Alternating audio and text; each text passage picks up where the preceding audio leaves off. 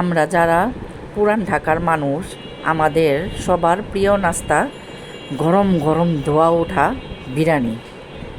যাই হোক, আমাদের প্রিয় হলে কি হবে, যেটা সত্যি কথা, আমার বিবাহিত জীবনে আমি কোনো দিন এক প্যাকেট বিরিয়ানি সকালে নাস্তা কিনা খাই নাই, আসলেও খাই নাই, কোনো দিনও খাই নাই। আর খাইতে চাইবো কি না তাও জানি না। ইদানিং আপনার তানজিনার জব হওয়ার কারণে সকালে উঠে রান্না করতে হয় তানজিনার জন্য।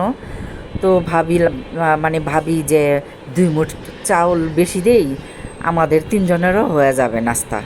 তো ওই কারণে মাঝে মধ্যে, সব সময় না, মাঝে মধ্যে সবার জন্যই আপনার 2 মুঠ চাল বেশি দিয়া একদম ঝটপট গরম গরম একটা বিরিয়ানি রান্না করে ফেলাই।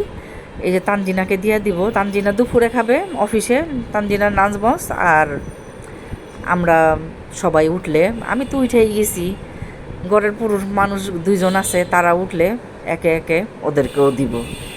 তো আসলে আমাদের আশেপাশে ঢাকায়, তারপর আমাদের আত্মীয় স্বজন যারা আছে ঢাকার, হ্যাঁ, ওরা কিন্তু সবাই কিনাই খায় সকালে নাস্তা, খিচুড়ি, ভর্তা, তারপর আপনার এরকম বিরিয়ানি গরম গরম ওরা আপনার কিনা খায়।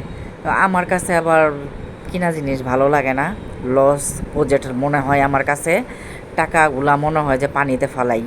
তাই যত দূর সম্ভব চেষ্টা করি ঘরে রান্না করে খাওয়ার।